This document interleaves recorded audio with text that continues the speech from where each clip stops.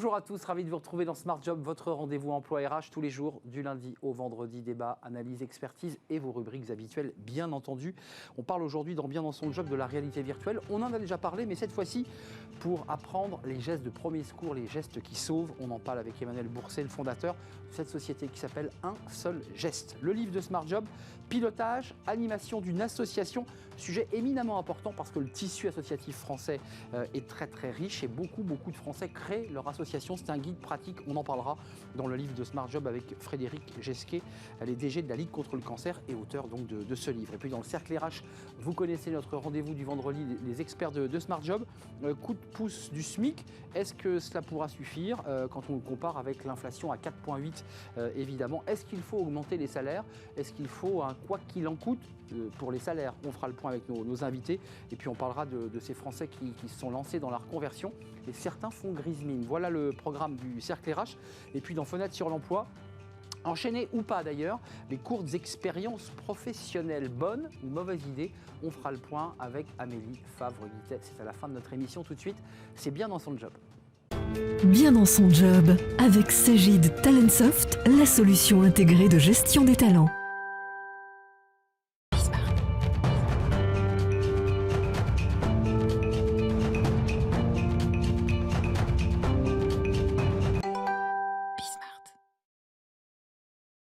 Bien dans son job, la réalité virtuelle. Alors on en parle, vous vous souvenez peut-être que j'avais mis un casque de réalité virtuelle pour un tout autre sujet. C'est ça les casques de réalité virtuelle et on en parle avec vous Emmanuel Bourset.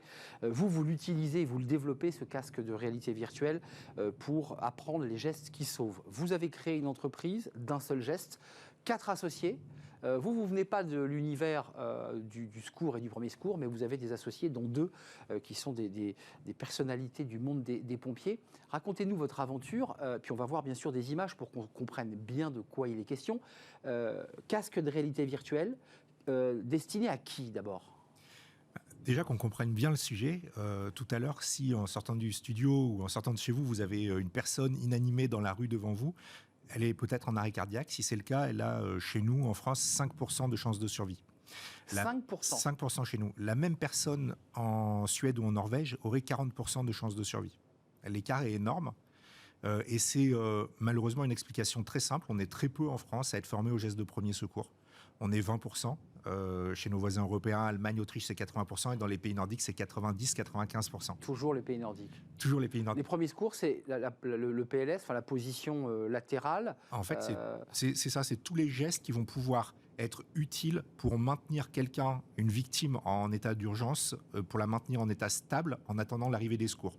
Si je reprends l'exemple de l'arrêt cardiaque, quand on est en arrêt cardiaque, le système, le corps s'arrête, le cœur ne fait plus circuler le sang et donc les organes ne sont plus oxygénés, notamment le cerveau. Et au bout de 4 minutes, vous avez des séquelles qui sont là à vie derrière. Irréversibles. Voilà. Et les pompiers n'arriveront jamais en moins de 4 minutes. Le délai moyen d'intervention des pompiers, c'est de 12 à 13 minutes en France. Donc il faut absolument que les premiers témoins puissent agir simplement. Donc les gestes sont très simples. On parle effectivement dans ce cas-là de faire un massage cardiaque. Alors, on va voir les images là tout de suite parce qu'on comprenne bien de quoi il est question et vous allez peut-être nous les commenter.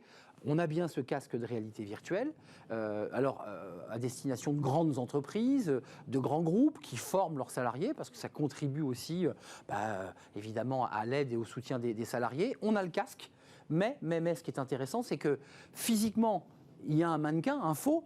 Mais celui qui regarde dans le casque de réalité virtuelle, lui, il a l'impression d'avoir un véritable corps humain. Alors c'est ça, on garde le mannequin que vous connaissez, il est bien là, le mannequin physique, et avec le casque, quand on va faire les cas pratiques, on va avoir une situation d'urgence recréée, et on verra une victime à la place du mannequin. Donc on va pouvoir porter assistance à la victime, faire les vrais gestes avec ses mains, pouvoir voir si elle est consciente ou pas, si elle respire ou pas. Voilà, et puis il va falloir... Parce que dans le casque, on a une tête, on a des bras, on a un corps. Vous avez tout, vous avez même des témoins autour qui sont là. Qui génèrent aussi le stress. Génèrent le stress et que vous allez devoir piloter. Vous allez leur demander peut-être d'appeler les secours. Ou de se repousser un peu. De se reculer et surtout d'aller chercher un défibrillateur, par exemple. Et puis vous allez commencer à faire un massage cardiaque. Massage cardiaque, donc avec la position des mains très particulière. Exactement. À un endroit précis. Avec un rythme aussi rythme soutenu. Et puis il va falloir appuyer fort pour pouvoir faire une vraie pression sur le cœur. Voilà. Donc ne pas hésiter pour le coup, ça c'est très important. Ces personnes donc, qui ont le casque, avec l'environnement finalement de la situation. Est-ce qu'en bout de chaîne, et là évidemment c'est tragique, est-ce qu'elles savent ou pas si elles ont réussi à réanimer, puisque en fonction de leurs gestes, en fonction de leur capacité à gérer, on va savoir si la personne est sauvée ou pas. Alors, ça, c'est un vrai sujet quand même. En général, et c'est presque toujours le cas, on ne le saura jamais tout de suite, parce que en fait, les secours vont arriver et vont prendre le relais. Donc là, on aura atteint notre objectif, c'est faire des gestes utiles en attendant l'arrivée des secours. Et après, c'est les professionnels, le SAMU, les pompiers, qui vont techniquer la victime et s'en occuper. Après, elle part à l'hôpital, mais on ne sait pas si ça va bien se passer ou pas. Voilà. Mais nous, on pourra avoir la satisfaction d'avoir fait ce qu'il fallait. Voilà. L'idée, c'est qu'effectivement, c'est de relancer le cœur et de pouvoir remettre le cœur qui envoie du sang. L'activer pour faire circuler le sang et donc l'oxygène. Concrètement, vos clients et votre business, parce que là, en l'occurrence, la réalité virtuelle, vous avez développé évidemment toute la tech qui va dans le casque. Là, vous apportez clé en main le casque. Il est en location pour les entreprises avec qui vous travaillez, puis vous les récupérez. Comment ça marche ? Alors, en fait, ou vous leur vendez le casque et ils se débrouillent. Alors très simplement, en fait, nous, on est organisme de formation et on va délivrer des journées de formation avec des formateurs qui sont pour la plupart sapeurs-pompiers et formateurs secourisme, qui arrivent dans l'entreprise avec le matériel. Ce qu'on n'a pas dit, c'est que la formation ne dure qu'une heure. Elle est individuelle. On a le matériel pour soi pendant une heure. Donc ça veut dire que dans une entreprise, pour un chef d'entreprise, on peut le déployer. Les gens vont être à leur poste de travail, vont travailler leur journée normalement et ils prennent une heure pour se former. C'est utile pour l'entreprise, c'est utile dans la vie perso. C'est parfait. Juste un mot, parce que ça, vous le savez mieux que quiconque, Emmanuel Bourset, c'est quoi les obligations des entreprises en matière de premiers secours ? Ça, on n'en parle jamais. Ouais, alors, je dirais que malheureusement, elles sont trop light en France et il faut absolument les renforcer. L'employeur doit assurer la sécurité de ses salariés sur le lieu de travail et doit avoir des personnes formées. Mais après, il n'y a pas, à part dans le BTP ou dans l'industrie par exemple, mais dans la plupart des entreprises, il n'y a pas de quotas réglementaires, etc. Il y a une seule obligation aujourd'hui, par exemple, pour l'ensemble des entreprises, c'est de former les salariés avant leur départ à la retraite. Bon, nous, on aimerait bien que ça soit au moment de l'arrivée dans l'entreprise. Ça paraîtrait plus efficace et ça permettrait de sauver plus de... Le Code du travail, aujourd'hui, même le législateur n'a pas encore réfléchi à cela, c'est-à-dire on rentre dans une entreprise et on a une obligation pendant une heure de se plier. Alors comme il y a des alertes incendie dans les entreprises, parce que tout le monde s'y plie, il y a une heure de formation au geste de premier secours. Alors le président de la République a fixé un objectif que le gouvernement doit atteindre. On doit arriver à 80% des Français formés d'ici 2027. On en est où là ? Il y a une loi, la loi du sauveteur citoyen, qui a été votée et qui a donc institué cette obligation d'être formé au moment du départ à la retraite. La formation, elle est aussi devenue obligatoire pour l'ensemble des fonctionnaires des 3 fonctions publiques. Et nous, on souhaite que dans le quinquennat qui va commencer, on puisse avoir une nouvelle étape de cette loi qui renforce les obligations pour sauver des vies. Concrètement, en fait, je rappelle, taux de survie chez nous à l'arrêt cardiaque, 5%. Le chiffre est incroyable, je ne le connaissais pas, 5% comparé aux chiffres de certains pays. D'ailleurs, comment vous expliquez ces très bons chiffres des pays nordiques qui sont souvent cités en exemple ? C'est quoi ? C'est parce que dès l'école, on les forme ? Comment ça se passe ? Ouais, en fait, là-bas, ça fait partie de la culture des gens. J'ai l'habitude de dire que là-bas, on apprend à marcher et à masser. C'est presque ça. On le fait à l'école, mais on le refait à chaque cycle scolaire. Et puis, les employeurs maintiennent les gens en compétences tout au long de leur carrière. Mais dès lors que le législateur accélère le rythme, votre champ est infini, puisqu'en fait, vous pouvez aussi utiliser ces casques au lycée, par exemple, pour former les lycéens, pourquoi pas les collégiens d'ailleurs. Enfin, c'est infini le champ. Alors, en fait. Vous avez raison de parler de ce sujet. Nous, chez D'un Seul Geste, on est vraiment une entreprise à vraie mission, et pour ça, on a décidé de ne pas garder cette tech pour nous. Donc, elle est protégée, on a déposé des brevets, mais on a souhaité la mettre à disposition de tous les organismes de formation en France qui souhaitent l'utiliser pour leurs propres clients. Et donc, l'idée, on pense qu'on a créé une solution qui est vraiment efficace et qui permet de former plus vite et très efficacement, parce qu'on n'en a pas parlé, mais la réalité virtuelle cet apprentissage permet d'apprendre en étant concentré à 100% et surtout d'activer la mémoire émotionnelle qui est la plus durable, parce qu'on va mémoriser ce qu'on a vécu. Juste qu'on soit bien d'accord, une fois qu'on a mis ce casque de réalité virtuelle, on a vu les images, on commence ce massage cardiaque, qui est le geste le plus important. À quel moment quelqu'un me dit c'est bien, c'est pas bien, accélère, tes mains sont mal mises, comment ça se passe ? Parce qu'il faut bien que quelqu'un me guide. Mais évidemment, vous êtes guidé tout au long, le mannequin et le casque sont connectés. Dans le mannequin, on a des capteurs. Et donc, vous allez pouvoir, pendant que vous réalisez votre premier massage cardiaque, être conseillé en temps réel sur la force et la vitesse. Donc, c'est quoi ? C'est de l'hypertexte qui arrive dans l'écran ? On parle ? C'est une sorte de jeu vidéo, des jauges qui apparaissent. Et on vous dit qu'il y a une partie verte, une partie rouge, et il faut être dans le vert. Voilà. Et donc, à vous d'arriver à mettre l'aiguille de la jauge dans le vert. Ouais, c'est ça, c'est comme dans les jeux. Ouais. Et puis, on vous guide en musique aussi. Il y a une musique particulière ou des musiques qui aident au rythme du massage. C'est quoi, les Bee Gees? Nous, on a choisi Staying Alive des Staying Bee Alive, Gees. ouais. Le rythme est le bon pour le massage cardiaque. Et puis surtout, ça permet de le retenir. Parce qu'une fois qu'on l'a fait en massant en rythme, on ne l'oublie pas. Oui, en fait, ce que vous cherchez aussi, c'est à faire rentrer dans la mémoire profonde des citoyens ce geste de premier secours. Parce qu'il ne faut pas négliger le fait que quand on voit un homme allongé dans la rue, dont on pense qu'il est mal, il y a quand même, pour nous, en bonne forme, un stress énorme qui monte quand même. Il y a un stress énorme, et le fait d'être formé en immersion dans cette on l'a déjà vécu. Qu'on a recréé, on l'a déjà vécu. Et ça, c'est hyper important. Le cerveau l'a enregistré. Et c'est du temps réel. Quand vous vivez le cas pratique qu'on vous propose, ça s'arrête quand les pompiers arrivent. Et en attendant, il faut masser pendant 10 minutes. Et 10 minutes le temps c'est assez physique. Une fois qu'on a commencé, on ne s'arrête plus. On ne s'arrête plus. Oui. En fait, il ne faut jamais s'arrêter tant que les secours ne sont pas arrivés. Voilà, il faut se relayer avec d'autres personnes. Parce que c'est physique. Des témoins de nous relayer. Et la cage thoracique peut être endommagée lors d'un massage ou pas? Alors, si vous placez les mains au bon endroit, a priori, ça va bien se passer. Éventuellement, il y aura peut-être une côte ou deux de cassée, mais si la personne survit, elle sera super contente. Oui, c'est ce qui me semblait, qu'il y avait effectivement quand même la pression qui était forte. Votre développement d'entreprise, parce qu'il y a le champ législatif, j'imagine que vous faites un peu de lobby auprès du législateur pour lui expliquer, le législateur que vous ne connaissez pas encore, puisque les élections vont avoir lieu. Et puis, c'est quoi la suite? C'est des grandes entreprises, c'est des PME, c'est des centres de formation? Voilà, donc nous, on a démarché des grandes entreprises pour aller avoir du volume, pour que l'activité soit rentable le plus rapidement possible. Et aujourd'hui, comme on met à disposition sur abonnement notre solution, finalement, toute entreprise qui a ses propres formateurs peut l'utiliser, tout organisme de formation peut l'utiliser pour ses propres clients. Et puis, dans les mois qui viennent, on va aussi s'intéresser à l'international, parce que ça marche en France, ça va marcher dans d'autres pays. On a la version anglaise que l'on vient de mettre en service, par exemple chez Blablacar, à Paris. Et puis on a la chance de travailler pour des collectivités aussi.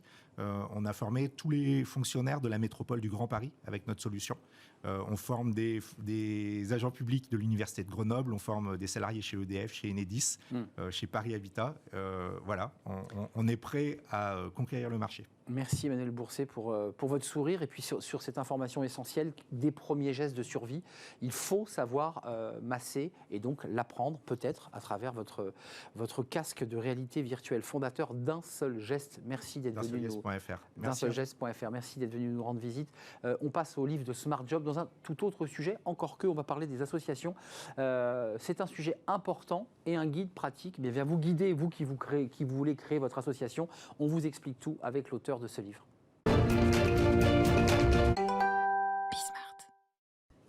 Le livre de Smart Job, c'est le livre, si vous êtes en cours de création d'association, voire même à la tête d'une association, et que vous vous dites le monde change, ça va trop vite, je ne sais plus comment gérer, lisez ce livre. Alors c'est pas de la littérature, on est d'accord, c'est un livre très pratique, très aéré, très facile à lire, pilotage et animation d'une association, et c'est écrit par Frédéric Gesque. Bonjour Frédéric. Bonjour. Merci. Très heureux de vous accueillir, auteur de pilotage, animation d'une association. Alors vous avez passé une partie de votre carrière dans l'entreprise, oui. Puis vous avez basculé dans les ONG, dans les associations, donc vous avez une connaissance très précise.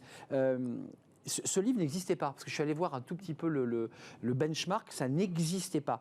Dès le départ, vous nous dites quand même que c'est essentiel, lorsqu'on crée son association, d'être pris en main. Pourquoi ? Parce qu'il y a beaucoup de personnes souvent mobilisées qui sont très militantes, parce qu'il y a aussi des militants qui créent des associations, et qui pensent que ça se fait d'un claquement de doigts, et qui découvrent en fait qu'ils créent une petite entreprise, qu'il faut de la trésorerie, qu'il faut du budget, qu'il faut une raison d'être. Pourquoi vous avez décidé de l'écrire, ce livre ? À partir de quel événement vous vous êtes dit, il faut vraiment que je l'écrive, ce livre ? Mais parce qu'en fait, comme les entreprises aujourd'hui, les associations sont dans une phase de transformation. Il faut qu'elles puissent s'adapter, innover, ce qui n'a pas été forcément le cas. Les associations loi 1901, sont des anciennes structures de l'économie sociale et solidaire. C'est l'acteur majeur, ça représente près de 10% de l'effectif du secteur privé aujourd'hui. C'est 1,5 million d'associations. Beaucoup de salariés en dépendant. Voilà, 153 000 associations sont employeurs. Il y a plusieurs millions de salariés en associatif. Et en fait, aujourd'hui, on a besoin d'innover, de transformer, de suivre l'évolution de la société, aussi quand on est dirigeant associatif. Et c'est vrai, comme vous le disiez, ce guide n'existait pas. Il y a des guides de gestion, des guides juridiques, statutaires. Et en fait, personne ne s'était penché sur les enjeux majeurs qui sont les mêmes que ceux des entreprises, finalement. Exactement. De transformation culturelle, numérique, etc. Je m'autorise, Frédéric, à une petite différence près, c'est que l'association, et parfois ça bug dans les clubs sportifs, fait appel au bénévolat. Tout à fait. Et que parfois, il y a des grosses frictions parce que l'association a des salariés, mais en même temps, l'association est dirigée par des gens bénévoles, parfois en retraite. Et c'est là, excusez-moi, où le bas blesse. Oui, alors c'est vrai que c'est la spécificité, la complexité du mouvement associatif. C'est effectivement d'avoir à la fois des équipes opérationnelles salariées et des bénévoles. 22 millions de bénévoles en France, plus de 12 millions qui sont réellement actifs dans les associations. C'est à la fois ce qui fait la force et peut-être la fragilité de l'associatif aujourd'hui dans une phase où il faut pouvoir trouver, je dirais, un équilibre du curseur entre le militantisme et la professionnalisation qui devient nécessaire. Pas toujours facile, parce que parfois le bénévole qui est impliqué depuis 20 ans dans l'association a tout donné, parce que parfois il lui donne toute sa vie. Exactement. Puis vous avez un professionnel qui lui dit, bon alors écoutez, pour le financement, on va y repenser. Sur le financement, vous dites, alors il y a la raison d'être. Parlons-en un peu quand même, parce que quand on crée son association, vous dites qu'il faut quand même une éthique, il faut une colonne vertébrale que vous appelez la raison d'être, qui fait florès d'ailleurs depuis quelques temps dans l'entreprise. Oui, effectivement, le projet associatif est essentiel parce que c'est ce qui va porter la cohésion du collectif et le développement de l'association. Et aujourd'hui, l'association a besoin aussi d'un plan stratégique qui permette de donner de l'agilité et qui soit surtout co-construit par le collectif, parce que c'est ce qui va faire s'engager effectivement les bénévoles, les salariés, mais aussi les partenaires financeurs. Ouais, c'est vraiment intéressant parce que vous dépoussiérez l'association loi 1901, parce qu'on a toujours l'impression que c'est des structures un peu vieillottes, et en fait vous nous la présentez comme des structures modernes.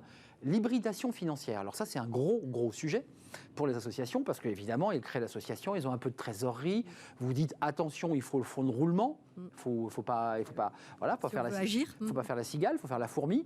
Et puis vous dites, n'hésitez pas à hybrider. Ça veut dire quoi pour vous, hybrider la... Aujourd'hui, il faut savoir que le secteur associatif est quand même face à un vrai challenge, puisqu'il y a de moins en moins de financement public. Et en face, il y a de plus en plus de besoins. C'est vrai que les associations, souvent, répondent à des besoins que les politiques publiques n'arrivent pas à remplir totalement. Et donc, effectivement, pour agir, il faut des moyens. Et aujourd'hui, et la plupart des grandes associations aujourd'hui le font, il faut innover. Donc, il faut, quand on dit hybrider les ressources, c'est effectivement aller chercher des ressources là où peut-être dans le passé on n'allait pas les chercher. Donc dans le secteur privé, donc dans les entreprises partenaires, mais ça peut être aussi via le digital avec les plateformes de crowdfunding pour la collecte de fonds. Qui se fait de plus en plus. De plus en plus, effectivement, la collecte digitale a une croissance à 2 chiffres depuis plusieurs années dans la plupart des associations qui la pratiquent. Alors c'est là où votre livre devient très intéressant pour ceux qui créent leur structure ou qui l'ont déjà. Vous allez jusqu'à exploiter le levier de la fiscalité, c'est-à-dire que vous les poussez aussi à réfléchir à la manière dont ils gèrent leur fiscalité. Oui, c'est-à-dire qu'effectivement, l'association est donc à but non lucratif, bien sûr, et en général défiscalisée, s'il y a peu de services facturés.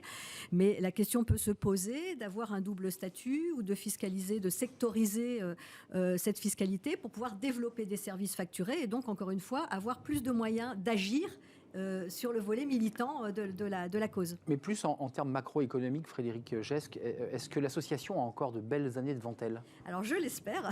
Parce que c'est un maillage très puissant, l'association. Voilà, en France. Exactement. C'est vraiment, en fait, c'est assez paradoxal. C'est-à-dire qu'aujourd'hui, d'un côté, ça n'a jamais été aussi légitime.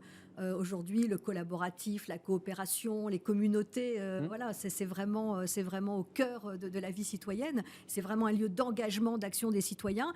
Et en face de ça, c'est vrai qu'il y a quand même des enjeux il y a de survie et de développement de ces associations face, par exemple, à l'économie sociale et solidaire, je dirais, de la Start-up Nation. Exactement. Les entreprises d'utilité sociale qui sont arrivées sur le marché, face même aux entreprises traditionnelles qui de plus en plus font un mouvement vers l'impact social et la raison d'être sociale et la raison d'être. Et il faut que les associations et donc les dirigeants associatifs, c'est leur responsabilité, puissent vraiment se positionner et donc réussir à trouver encore une fois cet équilibre entre militantisme et professionnalisation pour perdurer et se développer demain. Ce qui est intéressant et la différence de l'entreprise aussi, c'est que l'entreprise, sa vocation est de faire du profit, c'est de générer de la richesse, ce qui n'est pas le cas de l'association.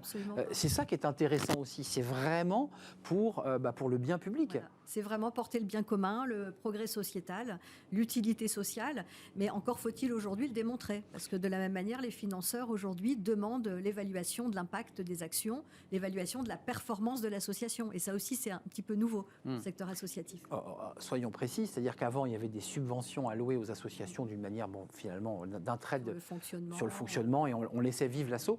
Aujourd'hui, les collectivités, évidemment, plus près liées au déficit, plus près de leur argent, se disent prouvez-nous que votre utilité est là. Voilà. C'est plus compliqué, ça, pour les bénévoles, parce qu'ils le font avec leur cœur, mais ils doivent quand même rendre des comptes. C'est toute la difficulté, effectivement, et des enjeux associatifs aujourd'hui, que ce soit sur, effectivement, l'économie, sur la gouvernance, qu'il va falloir ouvrir aussi différemment. Oui, j'ai vu qu'il y avait des partenariats. Vous dites qu'il faut aussi nouer les partenariats parce que la philanthropie, c'est aussi les fondations, c'est le mécénat. Est-ce qu'elles doivent aussi travailler avec tout cet écosystème ? Oui, je pense que de plus en plus, il faut travailler en écosystème, il faut travailler en réseau. Ça, c'est en archipel. J'aime bien parler d'archipel parce qu'on est évidemment plus fort. Et même en interne dans l'association, il faut vraiment que la gouvernance des associations devienne plus inclusive, se renouvelle davantage, attire des jeunes, des actifs, des femmes. Il y a encore, là aussi, il y a un manque de parité dans la gouvernance associative. Donc, c'est vraiment important de faire entrer dans les gouvernances et au sein des équipes de bénévoles davantage, en fait, de catégories de la population pour renouveler et puis ouvrir davantage et être plus inclusif. Ça, c'est l'écosystème, c'est votre archipel. Et puis, il y a un dernier élément que je trouve aussi très intéressant, c'est l'évolution de ces associations qui doivent se digitaliser parce que ça, c'est aussi la 4e révolution et elles doivent suivre. Est-ce qu'elles sont toutes en ligne sur ce sujet ? Moi, j'ai le sentiment qu'il y a beaucoup d'associations, je leur dis sportives ou culturelles, qui restent finalement encore avec des petits fichiers cartonnés et des noms avec des fiches papier dans des classeurs. Enfin, franchement. C'est sûr que la transformation digitale, c'est comme pour les entreprises privées. C'est une transformation culturelle avec en plus une responsabilité d'inclusion. Bien sûr. Et de faire attention effectivement à ne pas laisser sur le bord de la route, par exemple, certains bénévoles. Donc, quand on a une association avec des moyens, c'est un petit peu plus facile. Quand vous avez des salariés professionnels, des jeunes geeks digitaux qui vont vous aider, c'est assez facile. Quand vous avez une petite association, c'est plus compliqué. Mais aujourd'hui, encore une fois, tout se passe sur les réseaux sociaux. Et si vous voulez en plus travailler avec des fonds de la philanthropie, des financements philanthropiques, vous avez besoin d'aller sur les réseaux sociaux, aller voir des gamers, des ambassadeurs, des influenceurs, etc. Donc c'est complètement tout est en train de bouger comme dans l'entreprise. Et avant de nous quitter, avec des heures que détache l'entreprise pour des salariés volontaires, informaticiens ou pas, qui vont aussi donner de leur temps, et ça les associations ne le savent pas, mais donner de leur temps pour créer un site internet, pour améliorer le réseau, c'est important, ça, il faudrait le communiquer sur ce sujet. Le mécénat de compétences Exactement. est essentiel, donc effectivement, n'hésitez pas, pour votre association, à aller taper aux portes des grandes entreprises qui, de plus en plus, dans le cadre de leur politique RSE, proposent à leurs salariés d'aller donner du temps, sur le temps de travail d'ailleurs en général, pour accompagner les associations. Ce livre, en tout cas, est très bien fait parce qu'il est très agréable à lire, parce que c'est un livre technique, mais qui est très aéré dans sa lecture, avec beaucoup de pense-bêtes, d'encadrés et de choses très accessibles. Pilotage, animation d'une association, c'est sorti chez Erol, avec l'Institut des dirigeants d'associations et fondations, parce qu'ils vous accompagnent sur ce livre. Tout à fait, l'IDA fait partenaire. Et bien d'autres associations que vous citez d'ailleurs en préambule de votre livre. Merci Frédéric Gesque de nous avoir rendu visite. Merci à vous. On fait une courte pause, on va s'intéresser à l'actualité, comme chaque vendredi, avec les experts de Smart Job. Il y a le petit coup de pouce au SMIC, mais il y a l'inflation à 4,8. Est-ce qu'il va falloir augmenter les salaires ? Comment les augmenter ? Un nouveau quoi qu'il en coûte, où les entreprises vont devoir mettre la main à la poche. Et on parlera aussi des gens qui se sont reconvertis, vous savez, avec le sourire, la banane, et puis qui finalement, au bout de quelques mois, déchantent et reviennent dans l'entreprise qu'ils avaient quittée. Voilà les sujets, on en parle juste après la pause.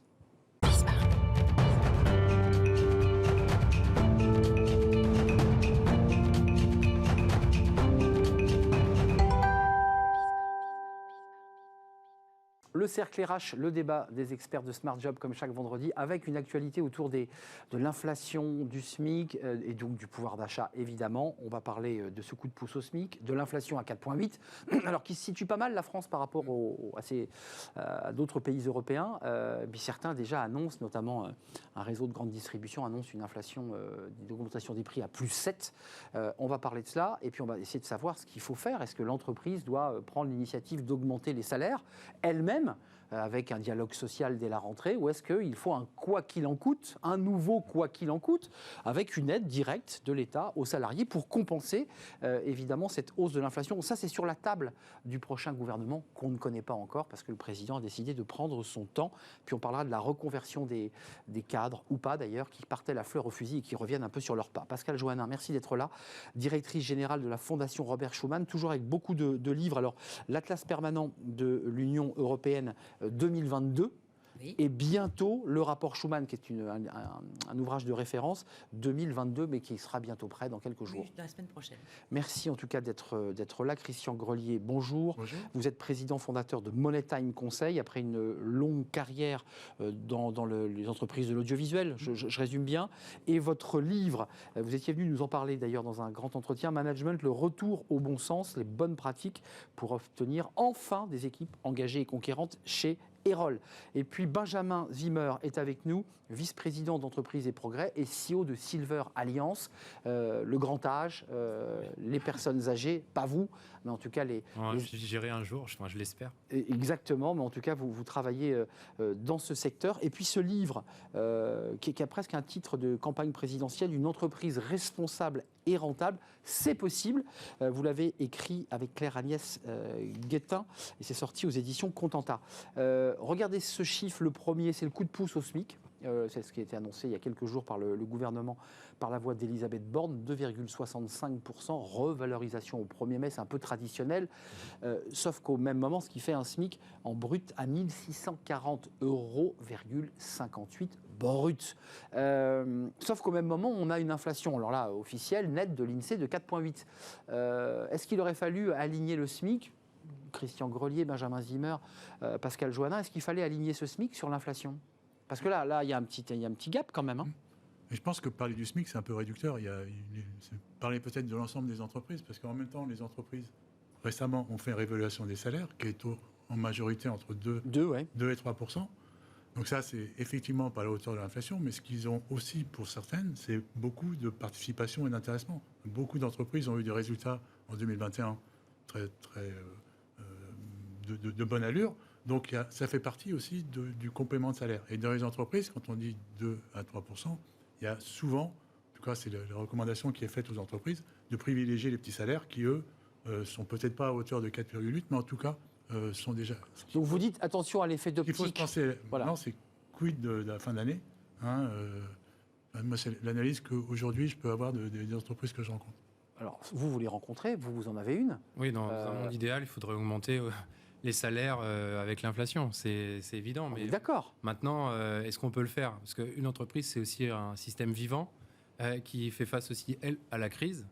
On a des fournisseurs qui augmentent les prix, donc on ne peut pas augmenter, nous, les salaires en restant à flux tendu sur les autres postes. On a aussi des entreprises, dit-on, alors peut-être me trompais-je, mais qui, au-delà du fait qu'elles ont des coûts de matières premières qui ont évolué, spéculent un peu et profitent aussi de l'opportunité, parce qu'on le lit, on l'entend, de l'opportunité d'une inflation, et chacun, finalement, on fait un système de surchauffe. Oui. Donc il faut que les salaires, à un moment donné, puissent suivre, puisque quand on fait ses courses, quand on va mettre de l'essence dans sa voiture, encore que là c'est plafonné, mais dans 6 mois, l'essence passera à la barre des 2,30 €, 2,20 €. Donc vous dites, attention, parce que ça marche pas, c'est pas aussi simple que ça, quoi. C'est pas aussi simple que ça, et puis quand vous faites des mesures en entreprise, les nouvelles règles que vous mettez en place, elles sont sur le temps long. Là, on est face à une crise, donc on ne connaît pas la fin. Donc, il y a toute cette incertitude qu'il faut savoir gérer et qui est complexe. Moi, j'avais un économiste que je ne citerai pas, mais lors d'une conférence, qui m'avait vraiment juré la main sur le cœur qu'en mars, l'inflation n'était que conjoncturelle, on est déjà maintenant en mai, et qu'en mars, tout ça serait réglé, que l'inflation serait derrière nous à partir de mars. On a une inflation qui galope encore plus. Quel est votre état d'esprit et quel est le regard que vous portez tant sur les chiffres français que, je dirais, sur le regard européen sur cette question ? Parce que tous les pays, j'ai vu qu'il y avait quelques émeutes, quelques manifestations sur les salaires en Espagne, où des salariés ont manifesté assez violemment d'ailleurs sur les salaires. C'est inquiétant quand même. Alors, d'abord, au niveau européen, tous les pays n'ont pas un salaire minimum. C'est vrai. Et bien entendu, le salaire minimum dans les pays est fonction du salaire un peu médian, etc. Donc en effet, ça va de 330 € le plus bas en Bulgarie, à plus de 2000 € chez nos voisins luxembourgeois. Si l'Europe validait le SMIC européen, on en parlait, c'était 660 € pour les Bulgares. Voilà. Alors, il doublerait quand même. Il y a en effet des choses pour essayer d'harmoniser. Et dans les pays où il n'y a pas de salaire minimum, j'allais dire comme chez nous, il y a des salaires, il y a des négociations par branche. On pense à nos amis italiens ou à certains pays du Nord. Et donc, il n'y a pas rien comme salaire minimum. Alors maintenant, il y a aussi cette inflation, on en parlera tout à l'heure.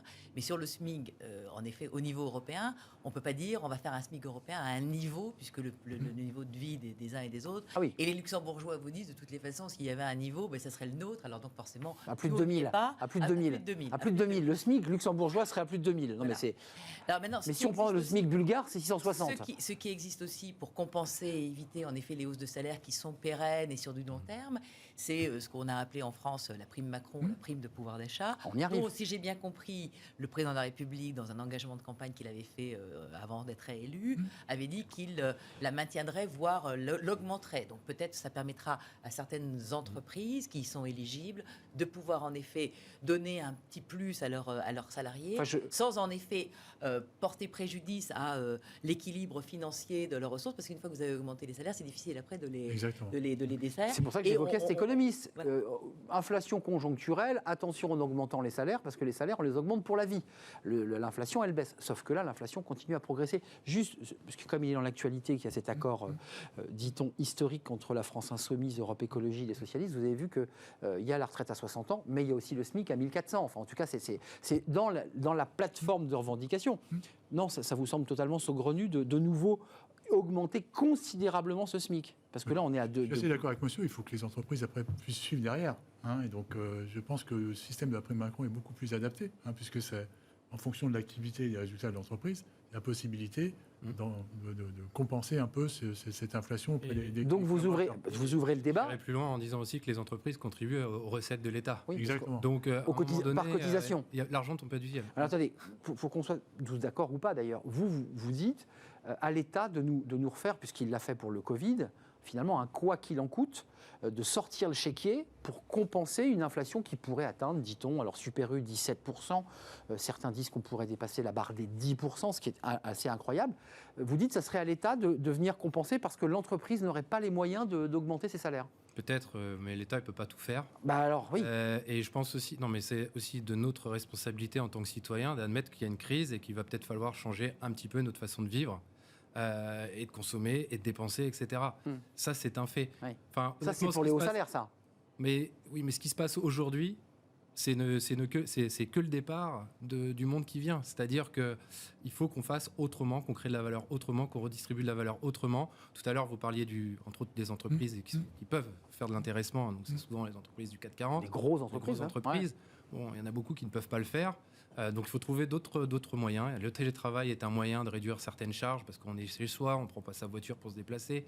Il y a énormément de sujets et il faut les mettre tous sur la table. Ça se passe comment en Europe? Parce qu'il y a aussi le débat des baisses de charges, puisqu'à un moment donné, il y a certains qui disent mais sur les charges, on y verra peut-être plus clair. Enfin bon, je lance ça. La crise Covid a engendré, comme vous le savez, le plan de relance européen, Generation EU. Il y a eu en effet des pays qui ont été beaucoup plus impactés que la France au niveau du Covid, c'est l'Espagne et l'Italie. Oui. Donc ce plan, il existe, il a été mis en place, il est mis en place, il y a des premiers versements qui sont faits, etc. C'est une chose. Mais au niveau européen, il y a quand même une règle qui, quand même, c'est un certain équilibre des dépenses publiques. Et alors même si en effet la dette et le déficit ont légèrement monté. C'est fini là. Oui, alors pour l'instant c'est fini parce qu'on les a mis de côté pendant cette crise Covid. Mais forcément la crise Covid, je ne sais pas si elle sera terminée complètement, mais enfin pour l'instant il est prévu qu'on réouvre des négociations au niveau européen pour voir quelles sont les nouvelles règles. Ce ne sera pas forcément le 3 et 60% qui sont en vigueur aujourd'hui, mais il y a bien un équilibre à trouver. Et donc il va falloir qu'on remette un peu d'ordre aussi chez nous pour pouvoir peut-être essayer d'être une force de proposition française sur certains points, notamment peut-être sur l'énergie ou sur d'autres sujets, la défense, parce qu'en effet, si on est dans l'état dans lequel on est, notre crédibilité est un peu entamée vis-à-vis de nos partenaires européens. Alors, sur l'inflation, parce que vous avez quelques chiffres qui sont assez intéressants et qui peut-être relativisent la crise dans laquelle nous sommes, même si 4,8, c'est une inflation assez importante, vous me disiez, en Grande-Bretagne, c'est 10%. Les Anglais sont passés à 10%, ça a été annoncé tout à l'heure par l'Office de statistique britannique. Et au niveau européen, vous avez Eurostat qui a un chiffre légèrement un petit peu supérieur sur l'inflation française, qui est à un tout petit peu plus de 5. D'accord. Mais nous, on est à 4,8 pour l'instant. Voilà. Mais c'est le deuxième pays avec l'inflation la plus basse. Il y a Malte et la France, qui sont vraiment, on va dire, à 5%. Mais vous avez des pays, l'Allemagne, qui est à plus, c'est quasiment à 8, ouais, c'est ça. 8, voilà. Et vous avez des pays qui ont passé 10%. Il y a même des pays qui sont à 19%. Les pays baltes sont à 19%. Donc la moyenne européenne est à 7,5%. Officiellement, voilà. Donc on est en dessous de la moyenne, mais le nombre de pays qui est en dessous de la moyenne ou proche de la moyenne, nous sommes la France, un des pays le mieux lotis, tout simplement parce que la principale hausse du prix des prix, c'est l'énergie, et que nous avons, nous, grâce à un choix nucléaire qui nous protège un petit peu et puis aussi une aide directe et des besoins. Et ça, ce choix nucléaire nous évite d'avoir en effet des factures de pétrole, de gaz, comme nos amis allemands ou comme certains pays d'Europe centrale. Et qui est le débat ukrainien d'ailleurs. Voilà, avec le débat ukrainien et les sanctions qui vont arriver, probablement d'ici le 9 mai, sur l'embargo après le charbon sur le pétrole. Pascal Joannin, et je m'autorise, grâce aussi à l'aide de l'État, puisque grâce à ces aides directes, au fait qu'on ait capé le prix de l'essence en ayant oublié dans un premier temps la TVA, quand vous vous souvenez bien, c'est 15 centimes, en fait 18 centimes, ça ne peut pas durer éternellement. Enfin, je veux dire, soit l'entreprise amortit le choc, soit l'État prend en charge. Mais là, l'État, c'est jusqu'à la fin de l'année, le bouclier énergétique. Non, je crois que c'est jusqu'au mois de juillet. Juillet. Ouais. C'est-à-dire qu'à partir de juillet, on retire et l'essence repart à 2, de 15, de 20. Alors, enfin, je veux dire, ça crée quand même des tensions très fortes pour les salariés, ça. Sûr. Comment on fait? Allez-y. Moi, je dirais que déjà que le prix de l'essence qu'on paie aujourd'hui, il n'est pas au prix où on devrait le payer. Si on écoute certains économistes, je pense à M. Jancovici, il vous expliquerait par A plus B que le pétrole, la nature l'a produit. Et la nature, on ne l'a pas rémunéré pour cet effort pendant des millions d'années. Oui, ça c'est la thèse. C'est une thèse, mais n'empêche que le pétrole, c'est une ressource qui est de toute façon finie. Tout à fait. Donc à un moment donné, il va y avoir une rareté et le prix il va augmenter. Mais là, on assiste juste à quelque chose qu'on va assister de manière plus forte dans les 20 ans qui viennent. Mais excusez-moi, je me sais de me situer par rapport au salarié qui est au SMIC. Là, il vient de prendre 2,85 €. Il fait 40 km par jour avec sa voiture diesel, parce que c'est cette voiture qu'il a. Concrètement, il se dit, mais moi je suis allé voir ma DRH, elle m'a dit, je ne peux pas augmenter les salaires pour les arguments que vous évoquiez, mais elle attend tout de l'État à ce moment-là.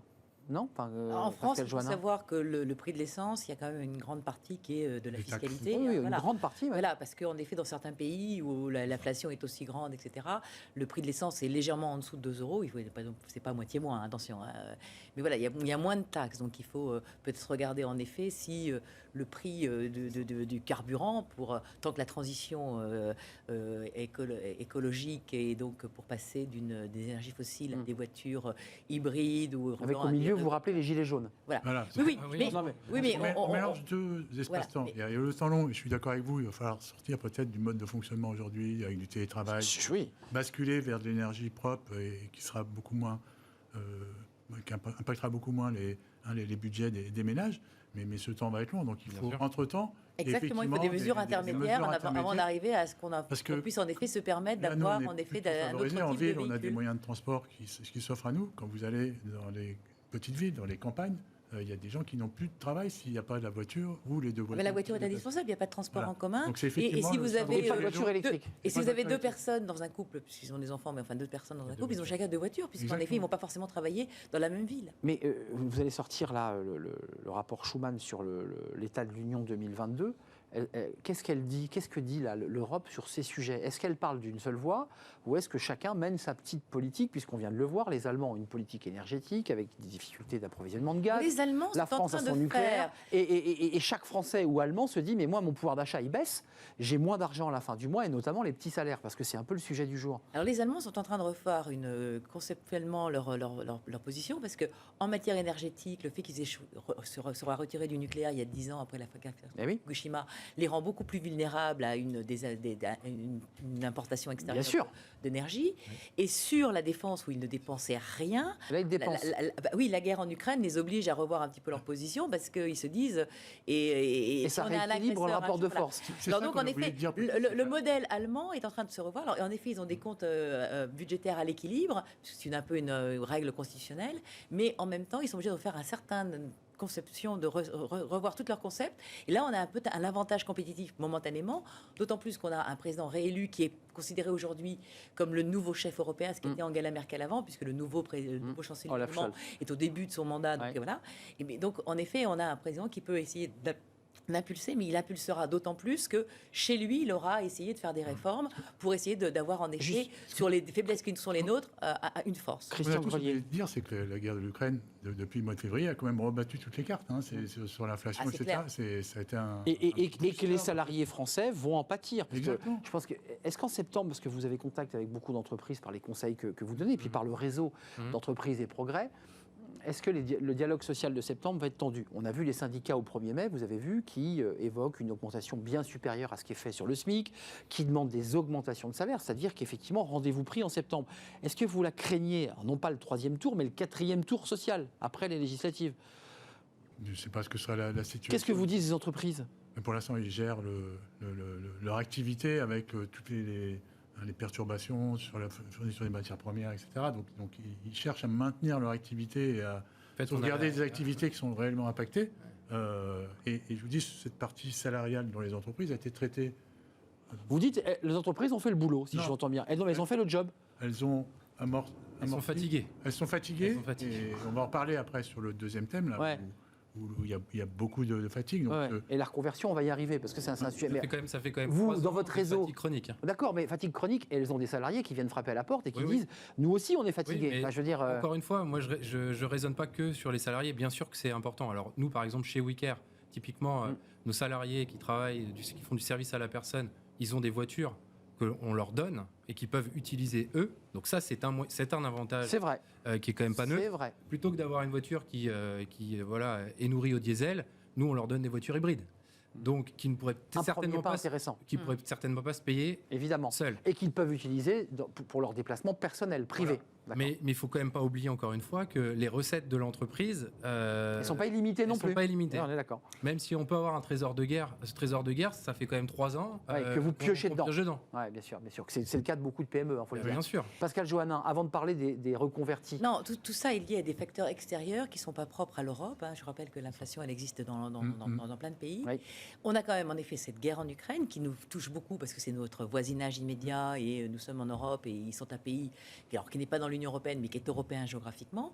Et puis on a aussi ce qui se passe en Chine. Là, le fait que la Chine soit fermée pour en effet faire le confinement Covid, avec, vous avez vu, le nombre de bateaux qui sont dans les ports à attendre de pouvoir rentrer parce qu'ils n'ont pas l'autorisation. Et donc, c'est toutes les matières premières, ou tout du moins toute une série de choses qui venaient de Chine est impactée. Ce qui donne envie de relocaliser. Au niveau de l'Union européenne, cette crise Covid plus cette crise ukrainienne nous oblige à sortir un petit peu de la torpeur dans laquelle nous étions post-après-guerre et à dire, voilà, il va falloir que nous ayons une autonomie stratégique. On l'avait vu avec le Covid en rapatriant un certain nombre de matières sanitaires. Pour l'énergétique, donc voilà. Et donc, pareil pour l'énergétique, pareil pour la défense, pour pouvoir avoir les moyens d'être autonome le plus possible. Bien entendu, il y a toujours des interactions avec le monde, on n'est pas tout seul, on ne vient pas en autarcie. Mais voilà, il y a quand même des éléments extérieurs. Et ces éléments extérieurs, on ne les maîtrise pas, donc on ne sait pas combien de temps cette crise Covid durera avec la gestion chinoise, cette guerre qui n'a rien à voir, et la guerre en Ukraine, qui ne semble pas près de se terminer, puisque les avancées russes sont assez limitées et la résistance ukrainienne est assez forte. Et les aides extérieures aussi, parce que ça joue évidemment un rôle important. Christian Grelier, sur les reconvertis, c'est presque un jeu de mots, c'est pas les convertis, c'est des reconvertis. Ces salariés, on en les a vus, c'est pas la grande démission, c'est des cadres qui, pendant le Covid, se sont dit, moi je vais passer à autre chose. On va faire un retour en arrière. Pourquoi ils sont partis? Ils sont partis à un moment où on se disait, le travail tel qu'il était à l'époque, il y a un monde d'après qui va arriver avec maximum du télétravail. Le monde d'après, une fois qu'on sera sorti du Covid, ça va redémarrer, ça ira très bien. Et puis les entreprises étaient un peu en mode survie. Elles passaient beaucoup de temps à essayer de faire retravailler leurs collaborateurs et les collaborateurs avaient un peu perdu ce qu'était le sens de l'entreprise. À ce point-là. En plus, les managers ont beaucoup souffert. Les managers qui devaient gérer à distance ce type de situation, c'était un peu compliqué. Et donc, il y en a beaucoup qui sont partis. Ils sont partis la fleur au fusil. La fleur au fusil, je vous rappelle quand même, en 2021, il y a 1 million d'auto-entrepreneurs qui sont créés. On n'a jamais vu ça. C'est vrai, c'était le record. C'était le record. Donc, tout le monde est reparti, sauf manque de bol, c'est que il y a eu une deuxième, une troisième, une quatrième vague. Il y a maintenant l'Ukraine, et tout ça fragilise un petit peu. Et donc reviennent, pour certains, pour le dire, reviennent frapper à la porte de l'entreprise qu'ils ont quitté, un peu penaud. Et ce qu'ils disent, je suis penaud, effectivement, parce que j'ai perdu l'intérêt de la mission que j'avais dans l'entreprise que j'ai quittée. Pour 25% d'entre eux, 25%, j'ai perdu le salaire, j'ai plus le même salaire. Puis c'est ce que vous expliquez, pour 25 autres pourcents, j'ai plus tout le package. Qui est la voiture de fonction, il y avait un mirage, le côté mirage. Etc. Dans le désert, cette chose qui ressemble à un oasis. Donc ils veulent revenir dans l'entreprise. Alors c'est pas forcément un aller-retour aussi rapidement. Et les patrons se disent, écoute, t'es parti, tu reviens pas. Voilà. Après, il y a aussi, on a parlé de l'inflation des prix des matières premières, mais il y a aussi une inflation des salaires. Et donc il y a une ressource qui est rare, notamment dans les métiers digitaux. Alors je sais que tout le monde n'est pas dans le digital. Mais les fameux talents, ça coûte très cher. Alors, ça coûte très cher. C'est un bel exemple. Le digital, aujourd'hui, quand vous recrutez dans le digital, c'est très compliqué de faire bouger les équipes. Parce que soit vous mettez beaucoup d'argent sur la table, soit c'est des gens qui disent moi, je suis bien, je gagne bien ma vie. J'attends d'y voir un peu plus clair. Sur le Covid, là, on commence à un peu entrevoir. Sur l'Ukraine, on ne voit pas trop. L'environnement politique, j'ai l'impression que c'est flou pour l'instant. Stable. Donc, ils disent, pour l'instant, j'ai pas l'impression que c'est la grande démission qui guette. C'est le grand désengagement. C'est des gens qui se disent... Ou c'est la grande hésitation. Par contre, ce qu'on revoit sur le marché, c'est ceux qui vont démissionner de cette option qu'ils avaient prise il y a 2 ans et qui vont essayer de revenir... Ils se remettent dans les clous, quoi. Dans des entreprises, et des entreprises qui vont peut-être appeler ce bouclier social qu'ils n'ont pas dans les... Vous avez raison de le souligner, c'est-à-dire qu'ils ont découvert aussi l'envers du décor de l'entrepreneuriat, du fait de gérer ses factures, de gérer ses clients, et en fait, c'est confortable parfois d'être salarié. Gérer des salariés, gérer des humains, gérer des fournisseurs. On va aller bosser dans les moyennes villes, dans les villes moyennes, qui faire massivement du télétravail, sauf que toutes les entreprises et les collaborateurs disent non, moi je veux... Le télétravail, c'est une composante du travail hybride, mais je ne veux pas que faire du télétravail. Donc tout le monde revient en entreprise, donc ceux qui sont partis en province ou dans les petites villes, ils refont du pendulaire. Donc et donc en fait, ils s'épuisent dans le train à faire des navettes. Donc effectivement, moi je pense qu'il y a un petit reflux, en tout cas une petite désillusion qui est liée sûrement à ce que vous évoquez, découvrir la vraie réalité d'un chef d'entreprise. En Europe, ça se passe comment? Est-ce qu'on a quelques indicateurs? Parce que nous, en France, on a eu quand même pas mal de Français qui ont renversé la table, qui ont voulu partir en province, qui ont voulu changer même quasiment de métier. Est-ce qu'il y a eu le même phénomène en Allemagne, puisque chaque pays a connu le Covid, Chacun a connu le Covid. Tous n'ont pas fait les mêmes... tous ont pris des mesures, mais n'ont pas forcément fermé comme nous l'avons fait, avec des confinements draconiens. Alors en Allemagne, en effet, il n'y a pas eu de confinement de l'entreprise, mais il y avait des règles très strictes il fallait que quasiment le chef d'entreprise vérifie que la personne qui venait n'était pas positive, donc ils avaient un rôle de gendarme un petit peu, donc il faut l'accepter aussi. Et puis par contre, en Allemagne, ça on le dira jamais assez, on parlait d'école tout à l'heure, l'école a fermé en Allemagne pendant plusieurs mois.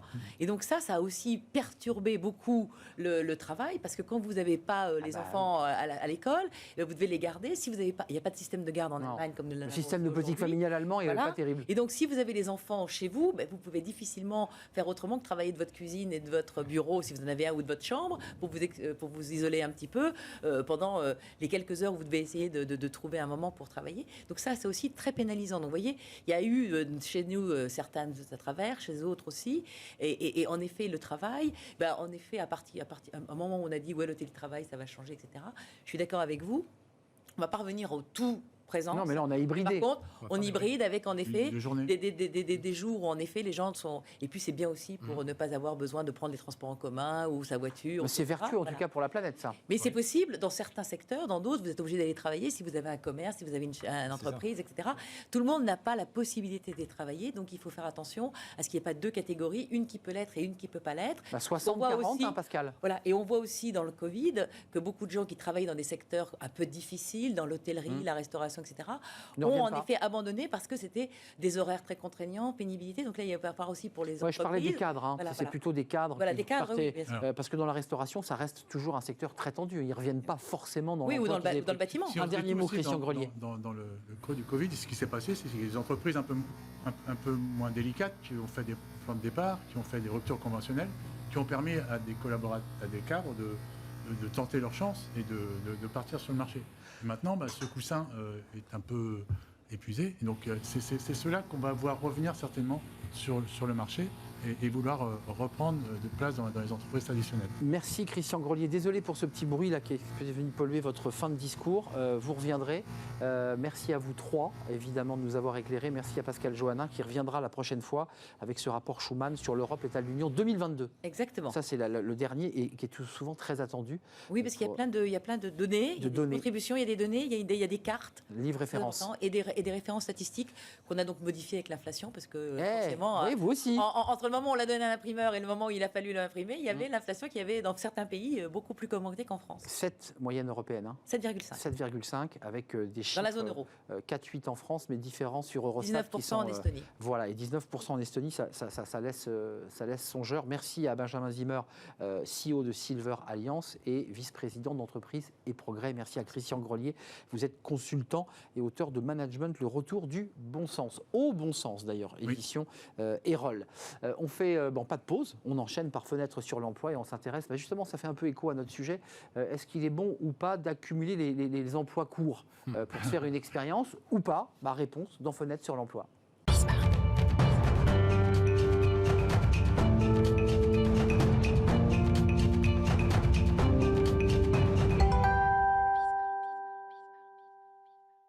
Fenêtre sur l'emploi, enchaîné de courtes expériences, bons ou mauvais. On va en parler avec Amélie Favre-Guittet.